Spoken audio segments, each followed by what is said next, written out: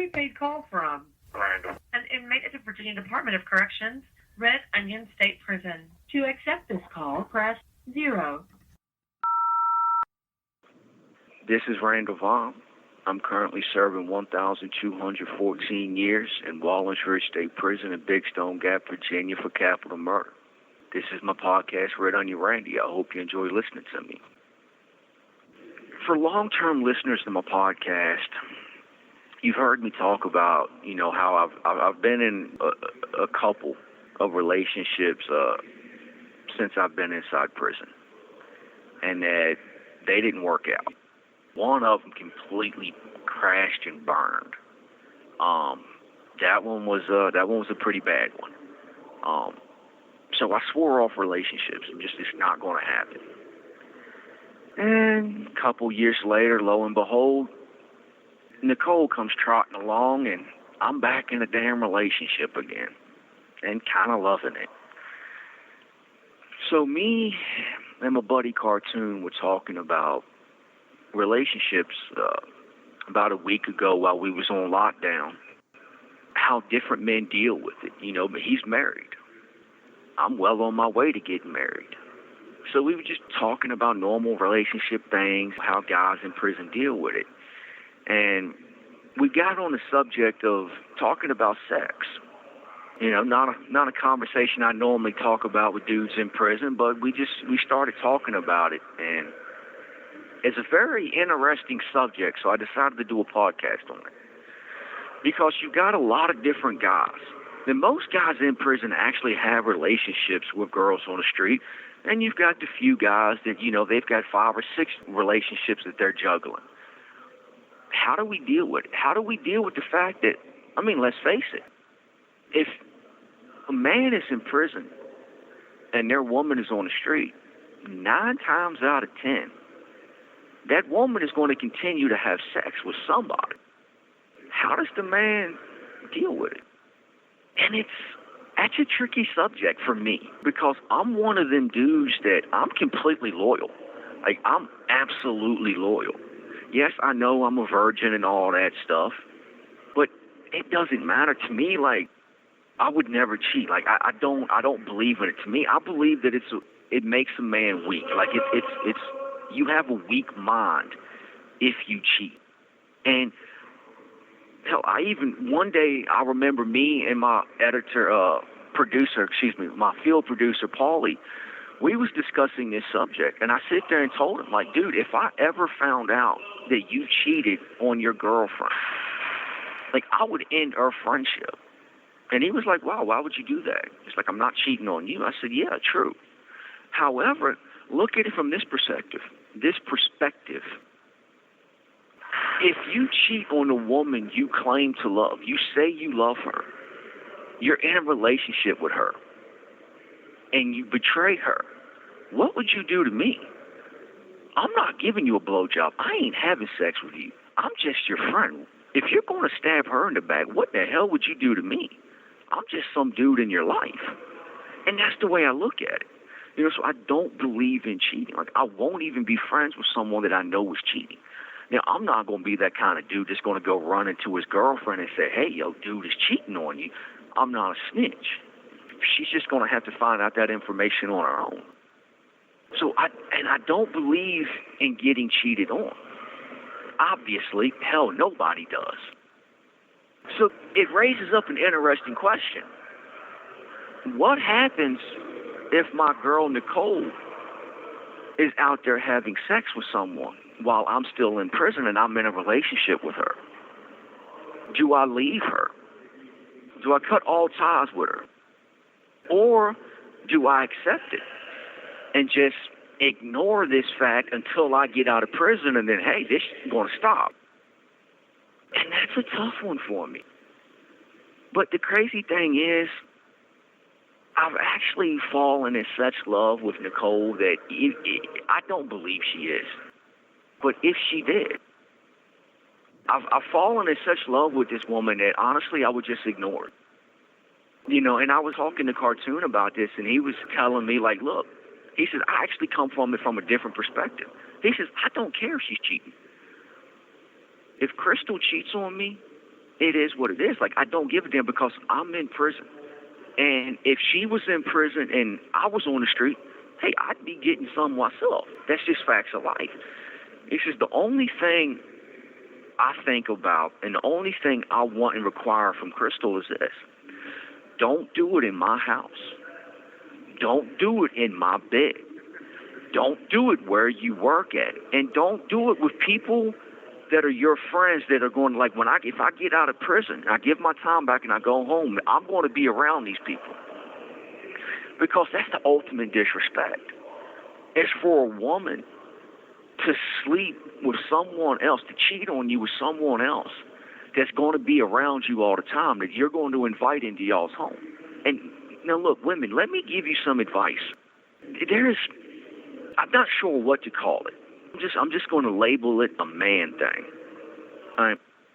When you're in a relationship with a guy and you cheat on him and you have sex with one of their friends or you have sex with someone that's just going to be in y'all's life somewhat, maybe someone at their work or family member, however, when guys pull up on other guys and you're snuggled up in your guy's arms, you're standing there holding hands or something like that, the guy that you're cheating on, the guy that you're cheating with, the guy that you're sleeping with, is going to look your man in the eyes, and he's going to give him that silent message like, yeah, I'm hitting your girl, bro.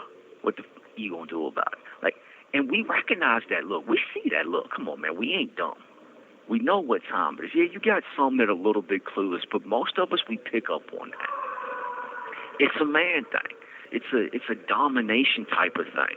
Like, yeah. And that's what guys are thinking in their head.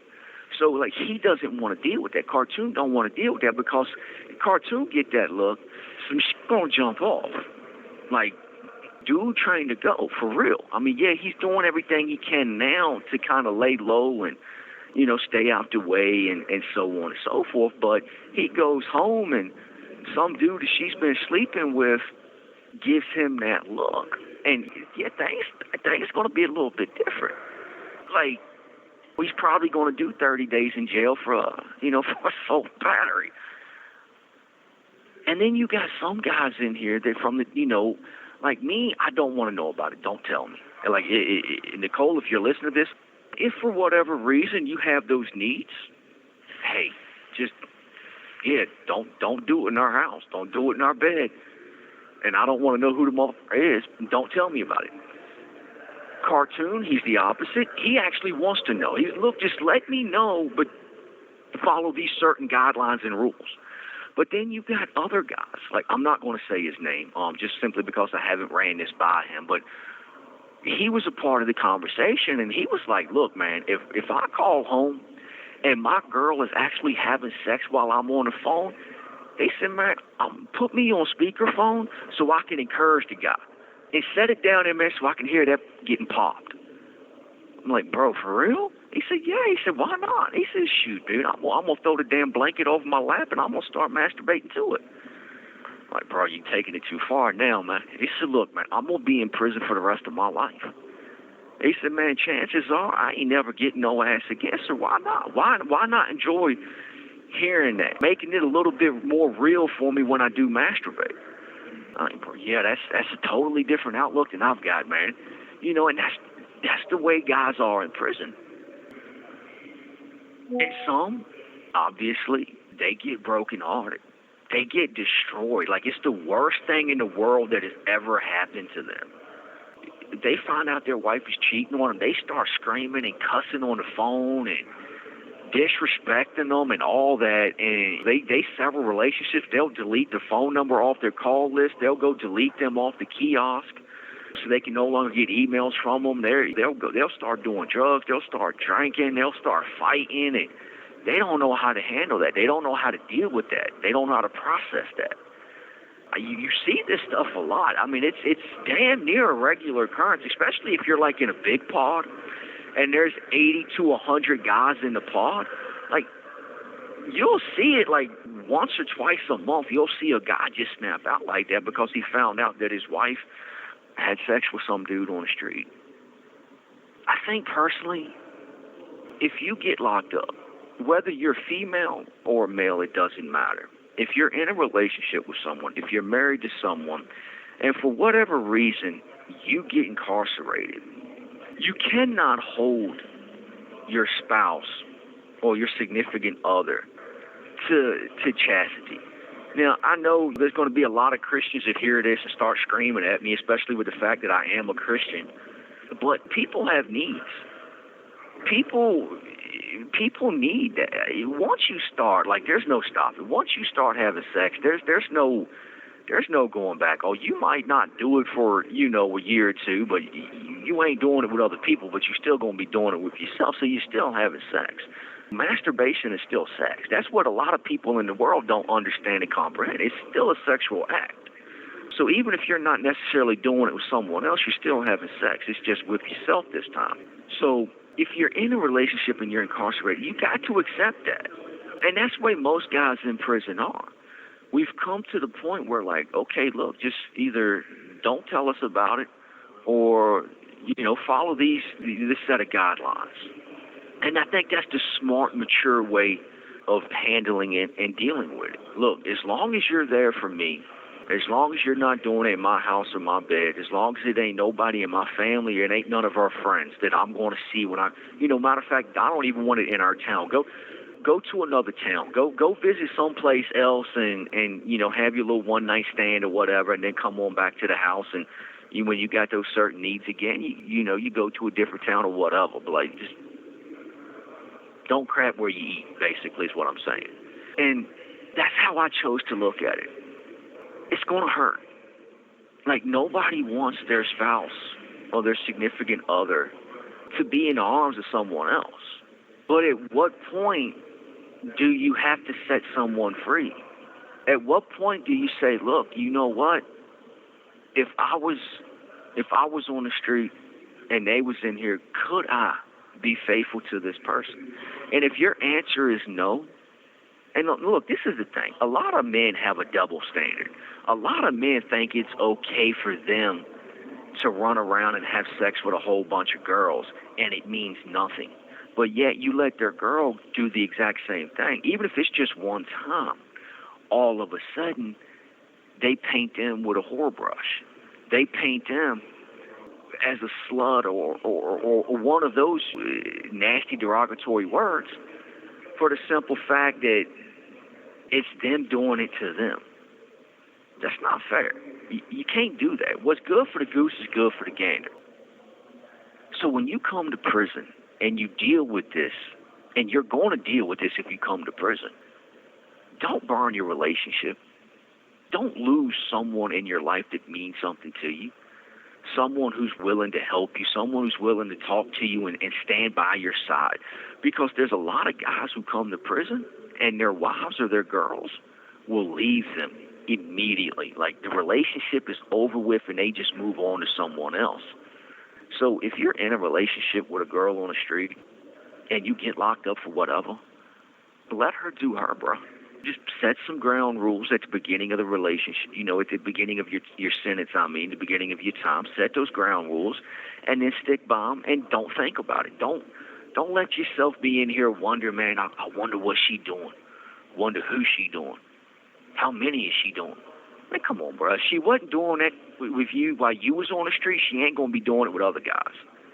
Stop that. And you hear guys in the cell at night sometimes crying. And you can hear guys talking to themselves, having conversations with their girl.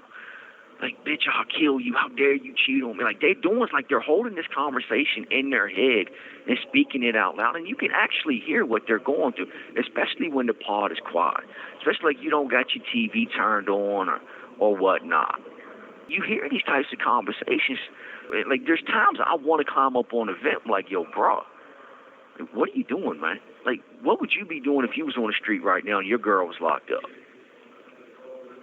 Some guys can handle it. Some guys can't. You have 1 minute remaining. But that's about it on that conversation. Yeah, life is tricky, isn't it? Anyway, this has been Red Onion Randy. I hope you enjoyed listening to me today. For those of you in the U.S. who would like to call me, leave a message, or ask a question, you can call 888-524-1932. For all international calls, just put a plus in front of the 1. Don't forget to check out my website, redonionrandy.com. I'm on Twitter at redonionrandy. Take care. Stay safe. Thank you for using GTL.